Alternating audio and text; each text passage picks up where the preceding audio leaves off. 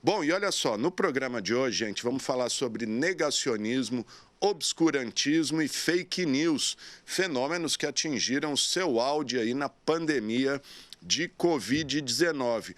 Mas nós vamos falar especificamente sobre a batalha travada pelo cientista, pesquisador e professor doutor de Química da Unicamp, o Luiz Carlos Dias, que ao longo da pandemia não mediu esforços aí para combater a desinformação e o obscurantismo por meio de redes sociais, universidades, imprensa e outros meios disponíveis. E o resultado dessa guerra travada pelo professor contra a desinformação é contado agora no livro Não Há Mundo Seguro Sem Ciência, a luta de um cientista contra as pseudociências, que está sendo lançado nesse momento em que o autor relata a sua luta aí contra a anticiência, o discurso antivacina e todos aqueles absurdos que nós vimos naquele período tão triste.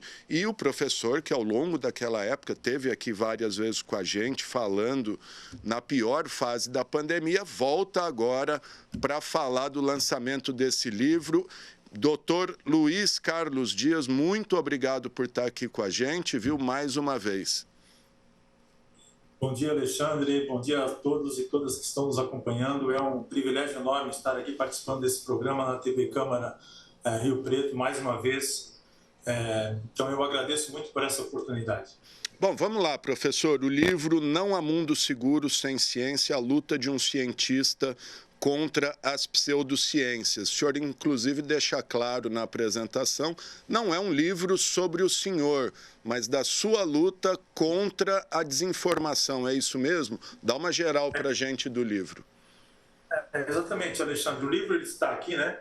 A capa ficou muito bonita, ele acabou de sair da gráfica.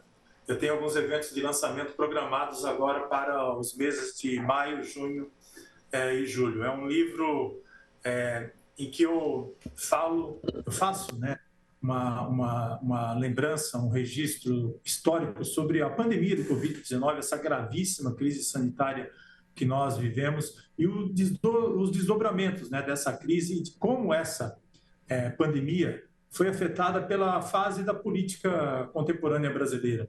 Mas salientando, Alexandre, o papel decisivo da ciência. A ciência teve um papel extremamente importante em nos ajudar no combate a essa pandemia, né? Uma pandemia que chegou num cenário ruim para nós brasileiros, né? Nós estávamos passando por um governo complicado do ponto de vista político, né? Um governo que, infelizmente, desprezou a ciência em vários momentos, desprezou as nossas universidades públicas, os cientistas, né? Desprezou as vacinas. Então, eu faço nesse livro uma abordagem sobre essa crise sanitária, sobre uma crise humanitária, uma crise política, que nos mostrou o que há de melhor na ciência, na política, no jornalismo, na medicina, o melhor e o pior, né? Na Universidade Pública Brasileira. Como você falou aí, não é um livro sobre o autor, não é um livro sobre mim, mas é um livro, assim, em que eu falo sobre minha experiência durante a pandemia no combate ao negacionismo científico, ao obscurantismo que tomou conta do país, atuando aí nas várias mídias, né? Tanto nas redes sociais, como aqui na Unicamp, onde eu sou professor, já há 32 anos, e em vários locais onde eu fui convidado também para falar sobre esse cenário, né?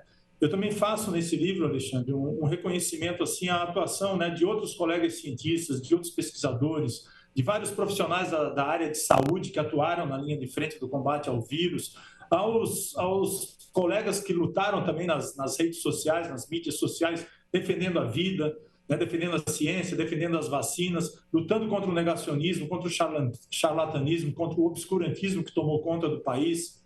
Eu também faço menção aos bons jornalistas, né?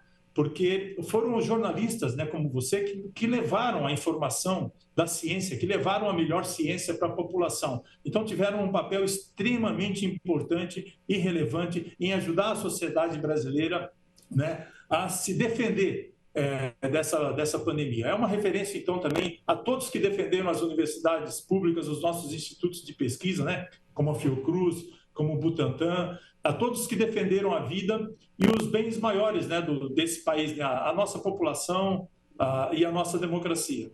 Quero citar aqui, o senhor falou de outros profissionais da saúde, aí, cientistas, pesquisadores que estiveram na linha de frente. O seu livro tem texto de orelha da doutora Margarete Dalcomo, temos também o prefácio do doutor Gonçalo Vecina, do doutor Gustavo Mendes Lima Santos, da doutora Luana Araújo, enfim, entre outros aí, que foram fundamentais nesse período tão obscuro da nossa história. Doutor, no seu livro, o senhor traz eu não tive a oportunidade ainda de lê-lo, vou querer comprar, claro. O senhor faz alguma reflexão sobre quais os motivos que teriam nos levado a esse negacionismo? Lembrando que o Brasil sempre foi uma referência em vacinação, enfim, o nosso plano é referência mundial, um país que sempre primou pela ciência e, de repente, se viu envolto nessa névoa de obscurantismo e negacionismo. Ao que o senhor acredita isso? Olha, infelizmente, essa triste fase da política contemporânea brasileira. Você citou aí o PNI, o Programa Nacional de Imunizações, que é ligado ao SUS, o Sistema Único de Saúde, e o PNI, Alexandre, ele é um exemplo para todos os países com mais de 100 milhões de habitantes. O Brasil poderia ter dado ao mundo um exemplo de como combater uma pandemia pela estrutura que nós temos do PNI, pelo histórico de vacinação que nós temos, pelo fato de que o brasileiro sempre aderiu em massa às campanhas de vacinação em massa, nós poderíamos ter dado ao mundo um exemplo de como se combate uma pandemia com vacinação. Infelizmente, foi o contrário. Tá? Infelizmente, o que nós vimos foi um negacionismo enorme, gigantesco, né? Um espalhamento, uma disseminação de fake news, de notícias falsas o tempo inteiro contra as vacinas, defendendo o tratamento precoce, né, com aquele kit Covid, se você lembra, contendo cloroquina, hidroxicloroquina e ivermectina, que infelizmente nunca teve utilidade, né, no tratamento da Covid. Então, em virtude de todo esse negacionismo, o Brasil se tornou a capital mundial do charlatanismo durante a pandemia, né, em virtude do comportamento anti-ciência de políticos, né, ligados ao governo federal e de seguidores, né, entre eles, infelizmente, alguns extremistas. Esse vírus, né, o vírus da Covid-19, ele atingiu todos os 5 continentes, mas aqui no país ele chegou, né, naquilo que eu considero o pior momento para os brasileiros, exatamente porque o país estava sendo governado por, né, por um grupo que odiava a ciência, as minorias, a inteligência, os livros, as universidades, as vacinas. Então, por isso, a Covid acabou se tornando um problema sanitário e político. Então, eu procuro situar historicamente os acontecimentos, né, nesse livro, desde o início da pandemia, né, que foi, sem dúvida nenhuma, a maior crise de saúde pública que nós enfrentamos. Então, eu procuro fazer uma cronologia dos fatos mais marcantes na minha visão.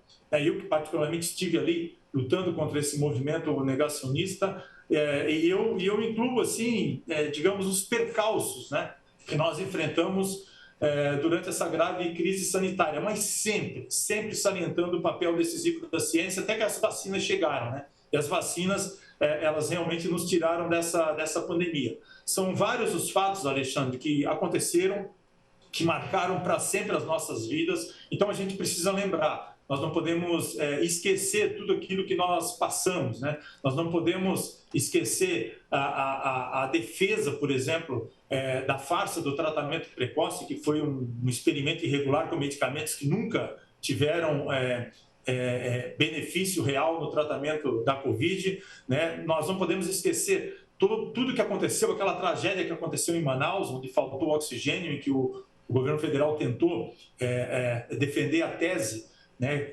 farsa da imunidade de rebanho, deixando todas as pessoas se infectarem para adquirir imunidade. Isso não existe no caso de uma doença, de um vírus que mata, que incapacita, que deixa sequelas irreversíveis.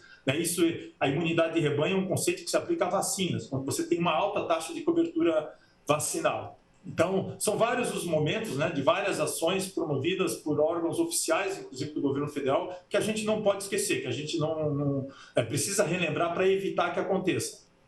Sem dúvida. E um discurso que foi adotado lá, mas que a gente vê reflexos hoje. Eu vou citar o exemplo aqui de São José do Rio Preto, em que a gente vive uma epidemia de dengue. A gente tem vacina disponível contra a dengue nas unidades de saúde, mas a adesão é baixíssima, pouquíssima procura, fenômeno que a gente tem visto se repetir aí em outros estados, enfim, todos os municípios brasileiros.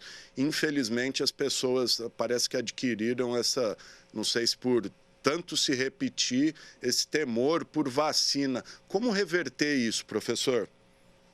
Olha, não é fácil, né? É preciso uma campanha de conscientização enorme. O Brasil sempre foi modelo em termos de vacinação para o mundo inteiro, né? Nós temos aí várias vacinas que são aplicadas para as nossas crianças até 5 anos, mas você precisa, Alexandre, ter sempre uma alta cobertura vacinal. O Brasil sempre teve coberturas vacinais para vacinas como sarampo, rubéola, cachumba, poliomielite, na faixa de 90% a 95%. E ter uma alta cobertura vacinal é extremamente importante, porque quanto maior o número de pessoas, de crianças vacinadas, menor o número de bolhas de pessoas não vacinadas, então menor a probabilidade de vírus e de outros patógenos circularem. Então você precisa vacinar. Não adianta você ter uma vacina boa, uma vacina com alta eficácia se você não vacinar. Então você precisa fazer com que essas vacinas cheguem nos braços das pessoas. As pessoas precisam aderir a essa vacinação em massa, para evitar que vírus e patógenos voltem a circular. Quando cai a taxa de cobertura vacinal, como nós temos observado nos últimos anos, hoje nós estamos aí com taxas médias de cobertura vacinal em torno de 65% a 75%, o que é muito baixo para doenças como sarampo, como poliomielite. Essas doenças, elas correm o risco de voltar. Então, o que a gente precisa? A gente precisa resgatar esse gosto do brasileiro pela vacinação, para evitar que essas doenças voltem, né? As vacinas, elas são as nossas melhores ferramentas de saúde pública, junto com alimentos, antibióticos, esgoto tratado, água potável, saneamento básico, né? Então, as vacinas, elas são fundamentais. Vacinas salvam milhões de vidas. Eu posso falar depois para você sobre uma pesquisa recente da Organização Mundial da Saúde mostrando como as vacinas salvaram vidas nos últimos 5 anos. Entendeu? Ou seja, 6 vidas foram salvas a cada minuto nos últimos 50 anos. É uma pesquisa que a Organização Mundial da Saúde, a OMS, está publicando agora. Então, nós precisamos resgatar esse gosto pela vacinação. Mas são vários os fatores que levam, por exemplo, que estão levando a uma baixa cobertura vacinal. Um deles, Alexandre, é o seguinte: as vacinas, elas são tão boas em evitar doenças que muita gente acha que essas doenças não existem mais. Entendeu? As pessoas têm essa falsa sensação de segurança exatamente em virtude do sucesso das vacinas. Então, a gente precisa mostrar para as pessoas que, olha, com a cobertura vacinal caindo, poliomielite pode voltar, sarampo pode voltar, e essas doenças matam, elas incapacitam. Outra coisa, é claro, né, a gente precisa reestruturar um pouco o SUS, apesar de ser fantástico, né, e o PNI, a gente tem algumas questões aí da infraestrutura que podem e que precisam ser melhoradas. Precisa contratar mais gente, precisa botar esse pessoal, essas UBSs, esses postos de saúde a funcionarem, por exemplo, nos fins de semana, nos feriados, porque muitos pais, avós responsáveis por crianças trabalham em período integral, não tem como levar as crianças para serem vacinadas. E, é claro, a gente tem também o movimento anti-vacinas. Movimento anti-vacinas que leva à hesitação vacinal, que é considerado pela Organização Mundial da Saúde, pela ONU, uma das maiores ameaças à saúde global, e nós temos que combater com muita firmeza esse movimento que é contrário à ciência, que é contrário à vacinação como estratégia de saúde pública, porque eles estão causando estragos no mundo inteiro. O movimento anti-vacinas nunca foi muito forte no Brasil, eu já falei isso várias vezes, mas durante a pandemia, em virtude desse negacionismo, dessa disseminação enorme de fake news, o movimento anti-vacinas fincou raízes aqui e está muito forte. Haja visto, Alexandre, que nós não vencemos a campanha anti-vacinação para crianças, anti-Covid, né? Para crianças, né? O Brasil aderiu, de certa forma, até uma boa taxa de cobertura vacinal, mas nós perdemos. Com relação à vacinação de crianças, nós perdemos essa luta para o movimento anti-vacinas com relação às vacinas anti-Covid. É impressionante, né? Até em grupos de WhatsApp você vê ali as pessoas se manifestando, enfim, tocando terror contra a vacina, inclusive invocando questões religiosas, se eu não me engano. Sim. São várias as questões, né? São várias as fake news que nós tivemos que combater durante a pandemia, né? Muitas delas envolvem questões religiosas, infelizmente. Mas a gente precisa se preparar, nós né, pesquisadores, cientistas, nós também precisamos nos preparar e nos reinventar. Nós precisamos aprender a conversar com a população e levar uma informação mais clara para a população. A população hoje ela está se informando por aquilo que chega no WhatsApp, né? Você acabou de falar, né?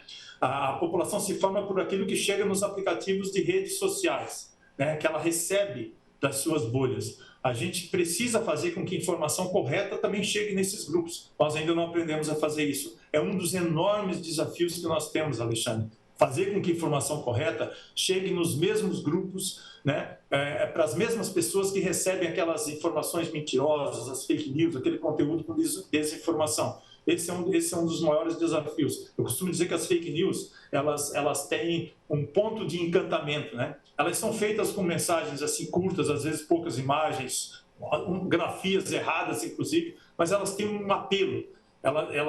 Elas conseguem convencer aquelas pessoas que recebem aqueles grupos, né? Naquelas bolhas em que uma das pessoas pertence. E a gente hoje, né, nós cientistas, pesquisadores, nós estamos produzindo ciência de altíssimo nível, publicando nas melhores revistas, participando de encontros e congressos nacionais e internacionais de alto nível, mas esse conteúdo, né, científico maravilhoso que a gente está produzindo na universidade, ele não chega para essas pessoas. O que chega são essas informações deturpadas e mentirosas. Então, nós precisamos realmente discutir muito como nós vamos enfrentar esse movimento daqui para frente. Sem dúvida. Até aproveitando o seu gancho, eu ia abordar mais para frente, mas guardadas as devidas proporções, é o que a gente tem visto agora envolvendo a tragédia no Rio Grande do Sul, né? Não tem faltado atendimento por parte dos governos, apoio, ajuda financeira, mas isso não chega na população. O que chega é que tem 200 mil mortos sendo congelados e escondidos, que o governo não tem feito nada, entre outros absurdos, né? Os governos, enfim, e as boas informações não aprenderam a chegar na grande massa da população, repetindo isso que o senhor disse, né? São as fake news que chegam e formam a opinião das pessoas. Falta uma estratégia hoje para o governo federal para fazer com que chegue a melhor informação para essa parcela da população, né, que está recebendo esse conteúdo com desinformação. Uma parcela consegue se esclarecer, mas não todos. O que a gente viu durante a pandemia é o seguinte: hoje nós estamos lutando contra um movimento muito organizado, muito financiado, que é esse movimento de criação de conteúdos com desinformação. Então, nós já vimos durante a pandemia o gabinete do ódio, né, conforme foi apurado pela CPI da pandemia, que funcionava espalhando mentiras, espalhando conteúdos com desinformação, espalhando conteúdos com fake news. Esse movimento ele é muito organizado, Alexandre, ele é muito financiado. E nós, que combatemos esse movimento, nós não nos preparamos para isso. Nós não esperávamos um movimento tão organizado, tão financiado, tão forte, espalhando mentiras e desinformação, né? Durante a pandemia, nós lutamos com aquelas ferramentas que nós tínhamos à nossa disposição. Mas é muito difícil você combater uma mentira a partir do momento que ela espalha, que ela chega nos grupos, que ela atinge milhares ou milhões de pessoas. É muito difícil você fazer isso. Então, assim, é nesse sentido que eu falo que nós precisamos nos reinventar. Mas a pandemia passou e nós não aprendemos, né? Os órgãos responsáveis não aprenderam. Nós precisamos realmente discutir como nós vamos enfrentar esse movimento que prejudica as nossas vidas, as vidas de todas as pessoas da sua família, dos seus amigos, dos seus pais, dos seus irmãos, das pessoas que a gente ama, que prejudica a nossa democracia, né? Então, nós precisamos realmente de uma discussão muito ampla de como nós vamos enfrentar isso. Nós vimos agora, durante a crise que a gente teve de dengue, a epidemia, né, a pandemia, né, que nós tivemos também de desinformação. E agora, com essa tragédia lá no Rio Grande do Sul, nós estamos vendo a mesma coisa. Então, é um movimento que tem interesses políticos, que tem interesses financeiros e que lucra com isso, né? Lucra com monetização nas redes sociais e que quer lucrar politicamente espalhando mentiras e desinformação no momento em que todo o país deveria estar unido, né? Nós precisamos sair dessa crise, superar essa crise como uma nação. Isso aconteceu durante a pandemia de Covid-19. Né? Nós não demos uma resposta como uma nação. Nós poderíamos estar todos unidos, né, dando uma resposta para sair da pandemia de Covid-19 como uma nação. Mas, infelizmente, aconteceu tudo o que aconteceu. O Brasil foi o segundo país com o maior número de mortes para a Covid-19, ficando atrás apenas dos Estados Unidos. E hoje nós estamos vendo isso aí acontecer, né, numa tragédia climática, lá no Rio Grande do Sul, infelizmente. Né? É claro que assim, o governo federal não devia estar preocupado em fazer propaganda. Devia estar lá procurando salvar vidas, eu concordo com isso. Mas em virtude de toda essa onda negacionista que está acontecendo, vai ter que gastar energia, dinheiro, para também mostrar aquilo que está fazendo, porque essa onda de disseminação de mentiras e fake news atrapalha muito o combate efetivo a essa tragédia lá. Né? Nós estamos vendo aí uma tragédia global, né? Não vai ser a última que nós vamos passar durante as nossas vidas. Certamente isso aí, esses fenômenos climáticos, eles vieram para ficar, viu? A gente pode até falar um pouquinho mais sobre isso, se for de seu interesse. Pois é, e o senhor falou de fazer propaganda e gastar energia, e o que é pior, é sempre correndo atrás para responder a mentira, né? Nunca está não consegue estar na frente das fake news que se espalham aí como pólvora. Professor, até aproveitando também o seu gancho, falou de monetizar as redes sociais, até vi uma reportagem de um caso aí de um sujeito, não vou nem citar o nome dele aqui e tal, que está com 10 milhões de seguidores em rede social, espalha fake news, é multado, mas falou, não, eu ganho muito mais com a monetização, então compensa pagar a multa. Talvez a regulação dessas fake news, o que foi debatido, já está sendo debatido no Congresso, esse talvez seja um dos caminhos? Olha, eu não tenho dúvida que é um caminho. Como fazer isso, respeitando a liberdade, né, de expressão, é o que a gente tem que discutir. Mas olha, Alexandre, nós precisamos de uma política de Estado para fortalecer a ciência, para fortalecer a educação, né? E essa política de Estado como uma alternativa de qualidade, de credibilidade, de legitimidade para enfrentar a desinformação. Eu falo sobre isso no livro também, tá? Lá no epílogo eu falo sobre isso. Então, nós precisamos de uma regulação sobre o modelo econômico, primeiro, na minha opinião, sobre o modelo econômico dessas empresas de mídias digitais para evitar o uso por esses atores aí maliciosos, que visam lucro, né? E espalham mentira e desinformação que pode matar isso. Nós precisamos também de maior transparência sobre o processo de operação dessas plataformas digitais. Nós precisamos de uma regulação dessas mídias digitais exatamente para enfrentar o impulsionamento de conteúdos criminosos, de discursos de ódio. A gente não pode esquecer, Alexandre, que aquilo que é crime no mundo virtual também é crime no mundo real. Né? E que episódios de discursos de ódio no mundo virtual, né, nas plataformas digitais, podem levar a crimes no mundo real. A gente já viu isso. A gente não quer que isso se repita. A gente não quer que isso aconteça com os nossos filhos, com os nossos netos. As plataformas de mídias digitais, elas têm que ser mais transparentes em relação ao funcionamento, né, e aos seus próprios esforços de moderação de conteúdo. Coisa que a gente tem percebido que as plataformas de mídias digitais hoje estão afrouxando os próprios esforços de moderação de conteúdo. E nós temos aí, olha só, Alexandre, e quem está nos acompanhando, a gente precisa realmente regulamentar as tecnologias também de inteligência artificial. A gente está vendo aí as novas ferramentas de IA, as novas ferramentas de deepfake.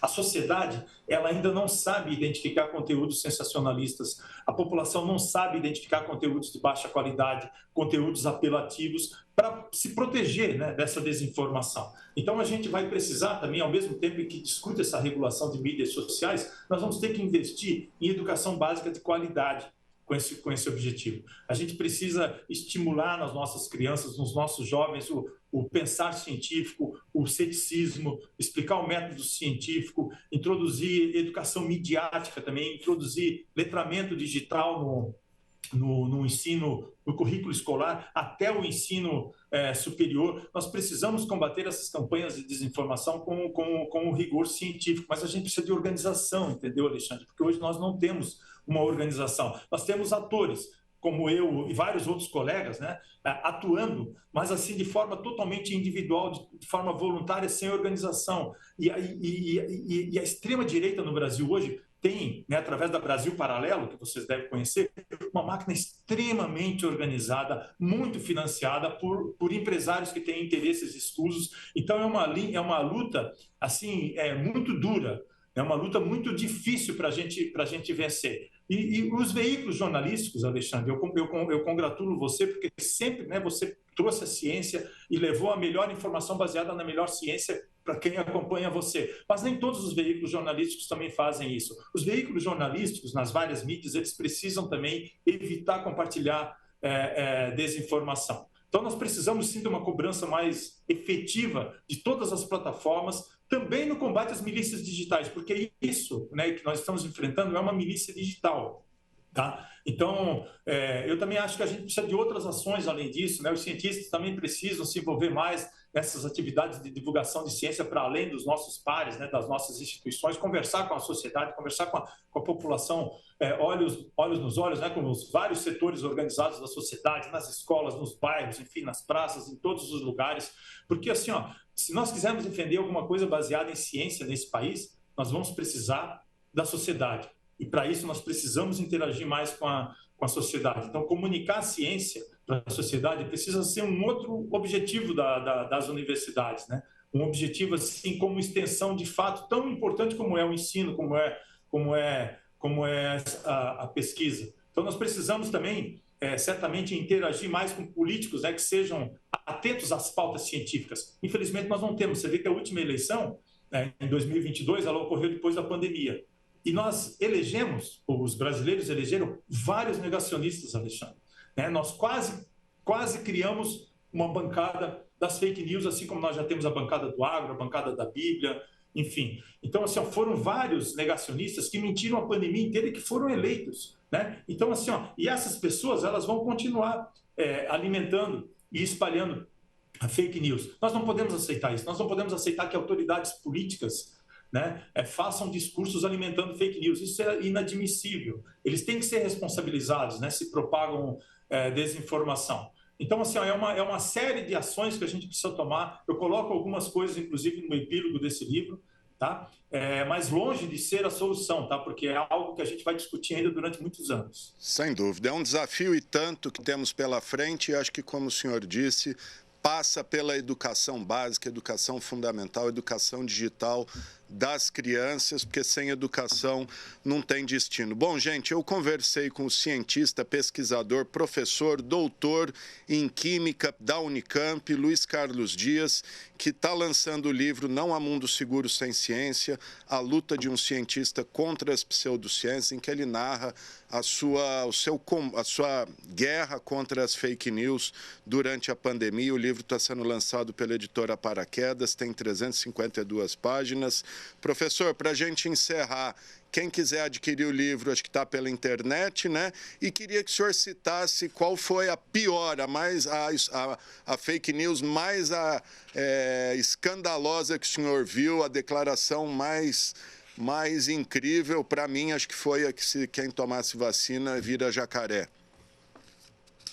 Olha, foram várias as fake news que a gente combateu durante esse período, né? Várias delas, algumas delas assim, requentadas pelo movimento anti-vacinas que vem lá dos Estados Unidos, da Europa, né? Mas eu acho que as que foram mais prejudiciais, Alexandre, foram aquelas assim de que as pessoas estavam morrendo por tomar a vacina ou porque estavam tendo efeitos adversos muito graves. Teve um até que falou que transmite AIDS, né? Que contraíram o vírus HIV. Todas essas aí que as vacinas estavam transmitindo, por exemplo, câncer, o vírus, né, HIV, consequentemente a doença, né, a AIDS, que é transmitida por um vírus, e que estavam certamente, né, modificando o DNA das pessoas e então causando essas doenças. Eu acho que essas foram, de todas, as mais terríveis, porque elas assustam as pessoas, elas assustam pais, elas assustam avós, elas assustam responsáveis. Vacinas que salvam milhões de vidas por ano, né? E eu falo no livro, inclusive, a gente não teve tempo de citar aqui, por que as vacinas da Covid foram desenvolvidas rapidamente e por que elas são seguras e eficazes, tá? Tudo isso aí eu comento no livro, né? São vários pontos importantes. Eu procuro escrever de forma a escrever também para as pessoas leigas, né? Não é um livro para cientistas, não, viu, gente? É um livro para a sociedade, para a comunidade, para pessoas leigas, para entenderem algumas coisas aí desse processo que a gente está vivendo.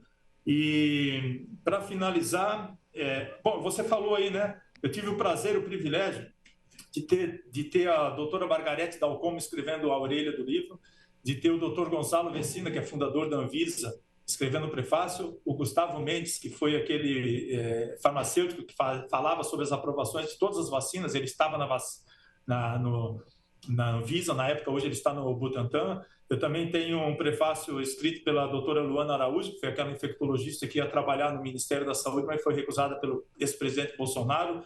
E eu tenho 3 pós-fácios também, um escrito pela doutora Rosana Richtmann, que está aí na mídia todos os dias, né, uma médica fantástica, pela doutora Soraya Smiley, que foi reitora da Unifesp em 2 mandatos e a coordenadora do Instituto Sou Ciências, e do colega meu aqui da Unicamp, Peter Schuss, que foi quem me convidou para escrever as colunas para o Jornal da Unicamp e para que criou, né, a faixa de combate às fake news aqui na Unicamp, que foi extremamente importante. Então, eu não lembro qual foi a última coisa que você perguntou. Peço só quem quiser aí. adquirir o livro, qual site, aonde adquirir, só pesquisar na internet aí também. Não há mundo seguro sem ciência, Luiz Carlos Dias, enfim. Se você pesquisar, mas você vai achar a partir de amanhã, a partir do dia 15 na Amazon. Hoje ele está em pré-venda no site da Clara Boia, que é a editora, da editora Paraquedas, né? Mas ele fica em pré-venda até amanhã, num preço um pouquinho mais reduzido, né? A partir do dia 15 ele já está aí na Amazon e outros locais. Eu tenho o site do livro também, viu? Se eu puder colocar, fica à vontade. www.luiscarlosdias.com.br, Luiz com Z. Aí lá você encontra informações sobre o lançamento e também sobre os locais de venda, tá? Professor, doutor, professor, cientista, pesquisador, quero agradecer a sua participação aqui, parabenizar pelo livro, pelo trabalho desenvolvido aí, enfim, na sua trajetória, mas especialmente durante a pandemia, que eu acho que foi de grande valia aí para levar informação às pessoas. Quero te agradecer e quando tiver Rio Preto, está convidado a vir pessoalmente aqui, viu? Irei com prazer. Agradeço muito, Alexandre, e cumprimento a todos que nos acompanharam. Um ótimo dia para todos e todas. Muito obrigado.